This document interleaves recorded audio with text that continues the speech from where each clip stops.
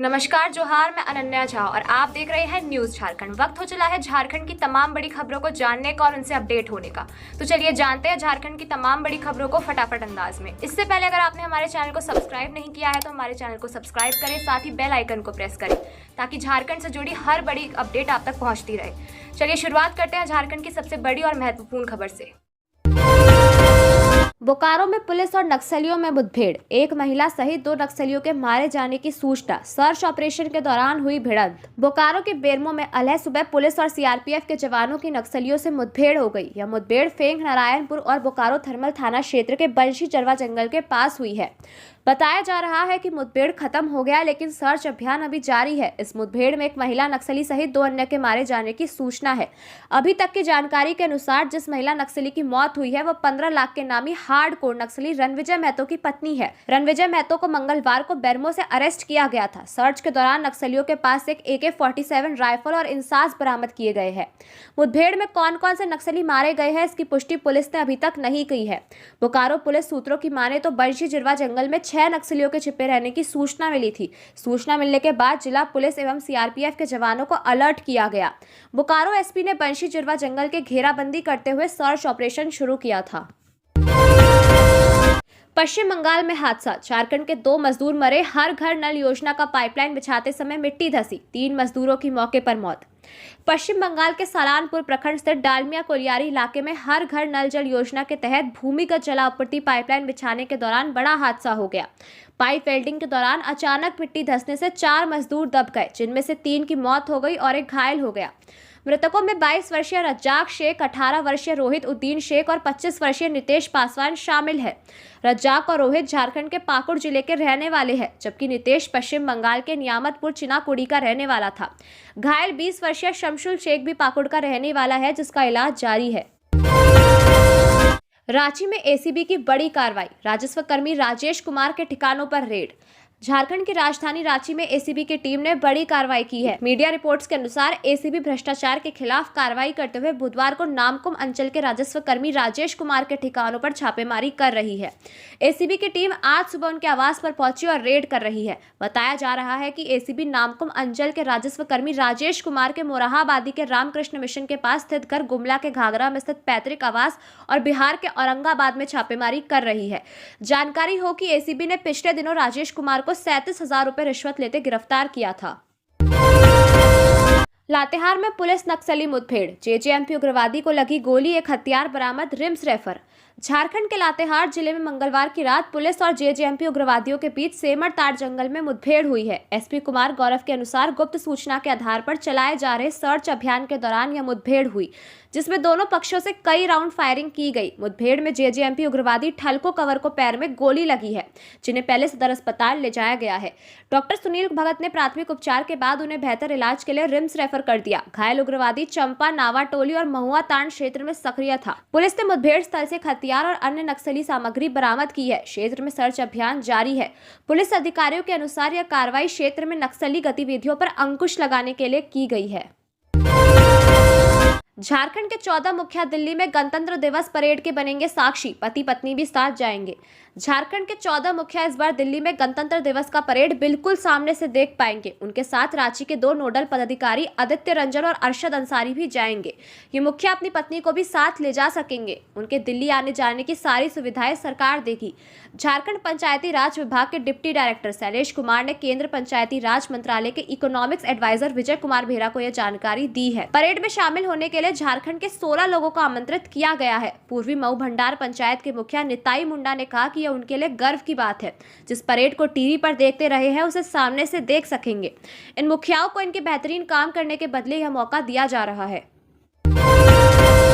JSSC CGL paper leak, SIT को मिले 54 सबूत। हाईकोर्ट ने कहा 4 हफ्ते में दे जांच की स्टेटस रिपोर्ट। याचिका पर 26 मार्च को अगली सुनवाई।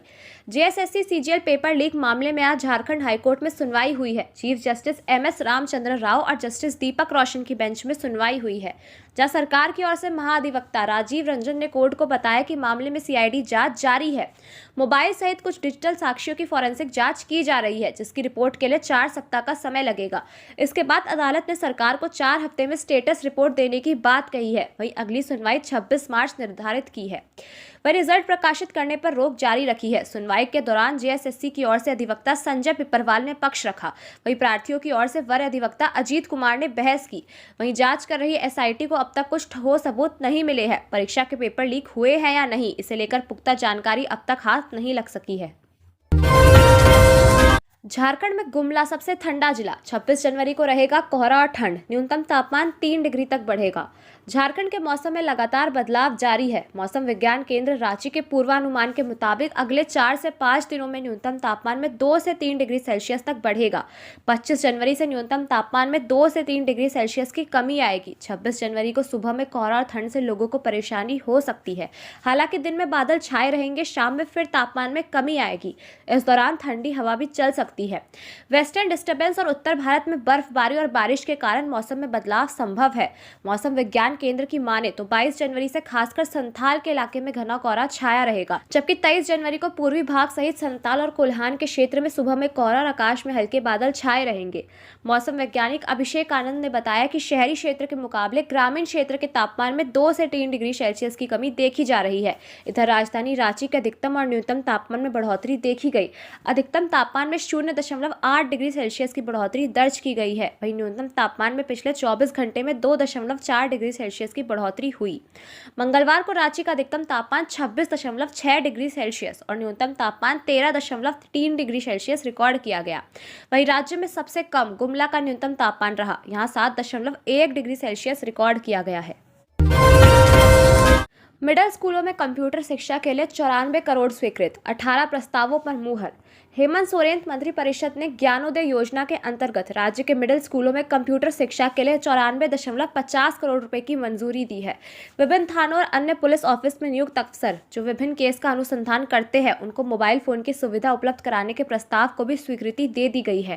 कैबिनेट सचिव वंदना दादेल ने मंगलवार को हुई मंत्रिपरिषद की बैठक के बाद उक्त जानकारी दी। उन्होंने बताया कि कैबिनेट की बैठक में 18 प्रस्तावों पर मुहर लगी है।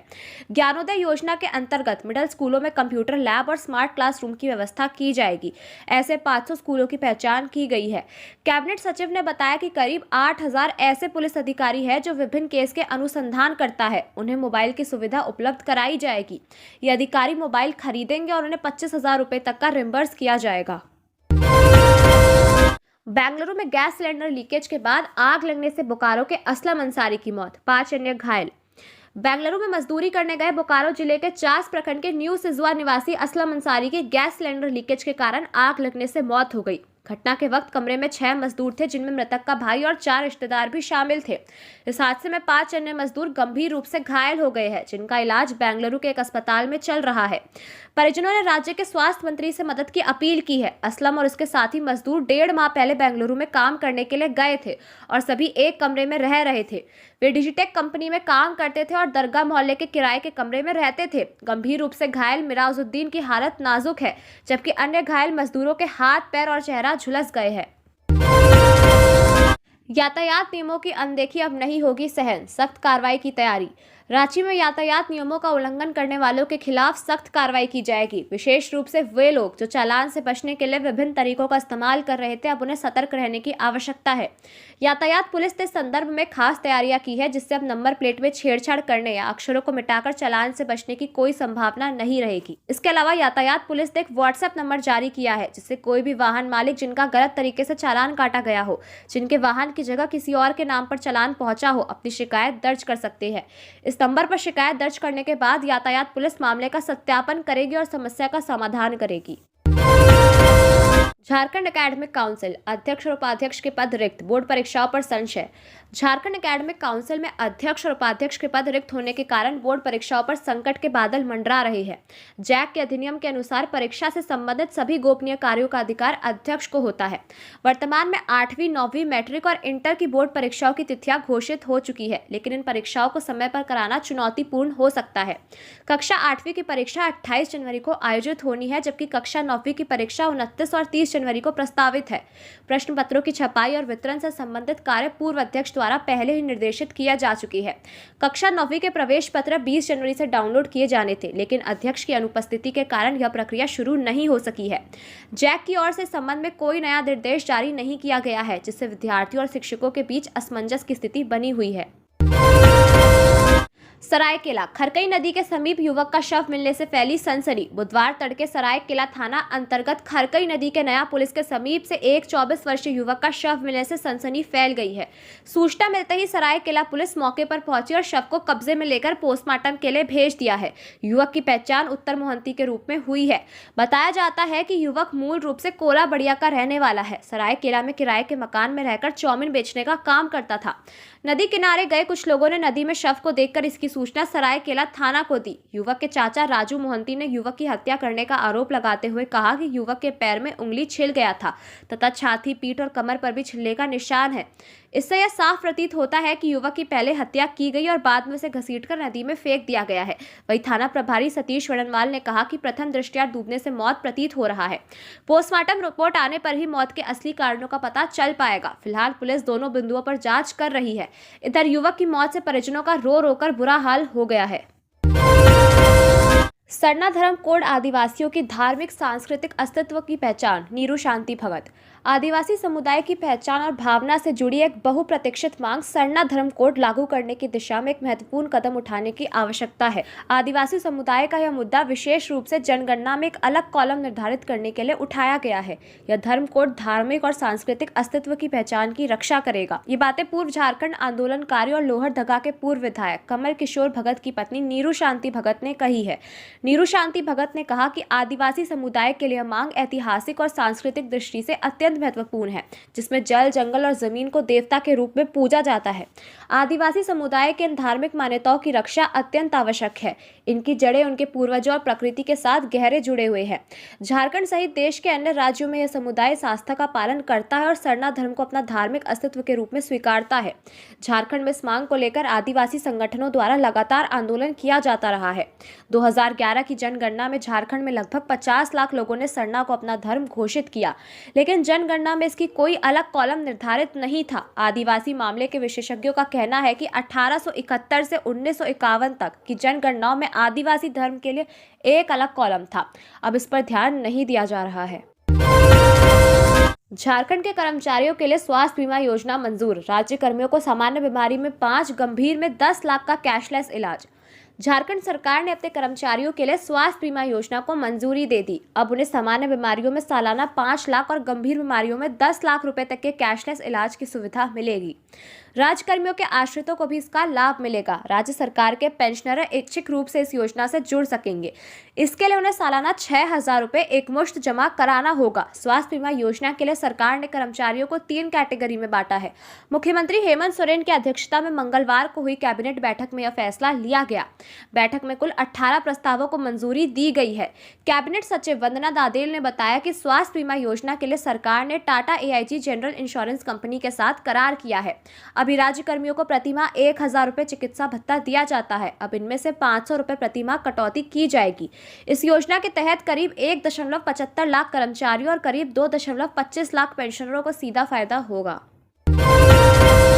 झारखंड की 2 बेटियों को राष्ट्रपति भवन से मिला खास निमंत्रण। एट होम रिसेप्शन में होंगी शामिल।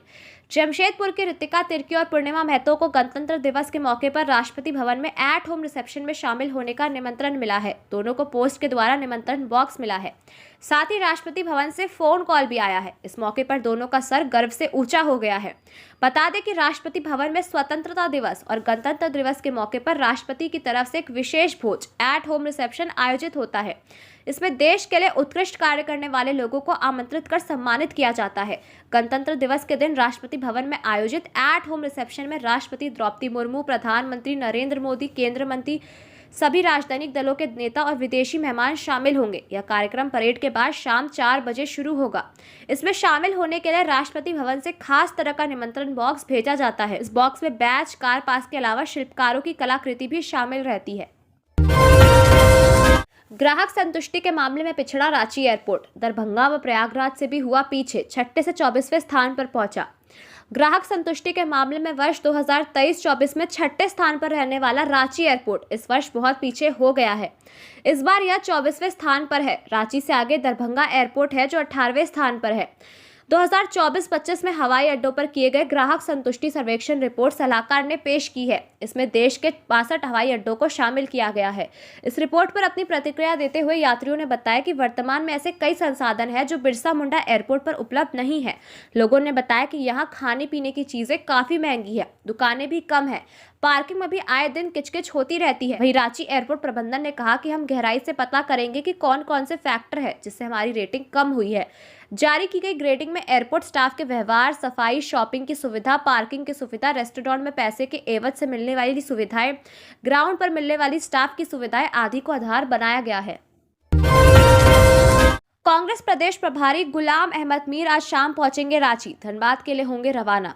कांग्रेस पार्टी के प्रदेश प्रभारी गुलाम अहमद मीर आज शाम 5:45 बजे रांची पहुंचेंगे। वह रांची एयरपोर्ट पर पहुंचने के बाद सड़क मार्ग से सीधे धनबाद के लिए रवाना होंगे।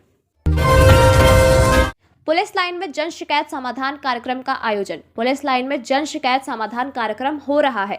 इस समाधान कार्यक्रम में आईपीएस मनोज कौशिक आईजी मुख्यालय लोगों की शिकायत सुन रहे हैं। इस समस्या का समाधान के लिए कई निर्देश दिए जा रहे हैं। इस कार्यक्रम में डीआईजी सह एसएसपी चंदन सिन्हा, सिटी एसपी राजकुमार मेहता, सिटी डीएसपी केवी रमन, कोतवाली डीएसपी प्रकाश सोए सहित संबंधित थाने के थानेदार और पुलिस पदाधिकारी मौजूद है। गुरुजी क्रेडिट कार्ड के 2248 आवेदनों में 1333 बैंकों में लंबित। उच्च शिक्षा प्राप्त करने में आर्थिक रूप से कमजोर विद्यार्थियों की परेशानी दूर करने के लिए झारखंड सरकार की गुरुजी क्रेडिट कार्ड योजना के तहत करीब 70% आवेदन बैंकों के पास लंबित पड़े हैं। ऐसे में ऋण से वंचित रहने वाले विद्यार्थियों के सामने समस्या खड़ी हो गई है। उच्च तकनीकी शिक्षा विभाग के आंकड़ों के मुताबिक अब तक झारखंड के अलग अलग जिलों के 2248 छात्र छात्राओं ने उच्च शिक्षा के लिए जीएसएससी पोर्टल पर ऋण के लिए आवेदन किया है। इसमें से 1337 आवेदन बैंकों के पास ही लंबित पड़े हैं। आंकड़ों के अनुसार केवल 32% आवेदकों यानी 713 छात्र छात्राओं को ही अब तक ऋण की स्वीकृति दी गई है। इसके अलावा 576 विद्यार्थियों को ऋण उपलब्ध कराया गया है। हटिया स्टेशन पर ऑपरेशन नार्कोस में बड़ी कार्रवाई, 7 किलोग्राम गांजा आरपीएफ ने किया बरामद। हटिया रेलवे स्टेशन पर आज सुबह ऑपरेशन नार्कोस के तहत बड़ी कार्रवाई की गई है। रेलवे सुरक्षा बल आरपीएफ ने ट्रेन एक्सप्रेस के दिव्यांग कोच से 7 किलोग्राम गांजा बरामद किया है, जिसकी बाजार में कीमत लगभग 70,000 रुपए बताई जा रही है। यह गांजा एक भारी ट्रॉली बैग में छिपाकर रखा गया था। इस मामले में जीआरपी हटिया ने अज्ञात व्यक्तियों के खिलाफ एनडीपीएस एक्ट 1985 की धारा के तहत मामला दर्ज किया है। आगे की कार्रवाई जारी है। निलंबन मुक्त हुई आईएएस पूजा सिंघल, कार्मिक विभाग में योगदान देने का निर्देश। मनी लॉन्ड्रिंग में हुई थी गिरफ्तारी। झारखंड सरकार ने 2000 बैच की आईएएस अधिकारी पूजा सिंघल को निलंबन से मुक्त कर दिया है। इसकी अधिसूचना जारी कर दी गई है। फिलहाल उन्हें पैतृक विभाग, कार्मिक एवं प्रशासनिक सुधार विभाग में योगदान करने का निर्देश दिया गया है। सरकार ने उन्हें जमानत मिलने की तिथि 7 दिसंबर 2024 से निलंबन मुक्त किया है। निलंबन समीक्षा समिति की अनुशंसा पर सरकार ने यह फैसला लिया है। मनी लॉन्ड्रिंग मामले में ईडी ने 12 मई 2022 को तत्कालीन खान सचिव पूजा सिंघल को गिरफ्तार किया था। इसके बाद सरकार ने उन्हें निलंबित कर दिया है। तब से वह जेल में थी। 7 दिसंबर 2024 को पीएमएलए कोर्ट से जमानत मिलने और जेल से रिहा होने के बाद उनका निलंबन हटाने की प्रक्रिया शुरू कर दी गई थी।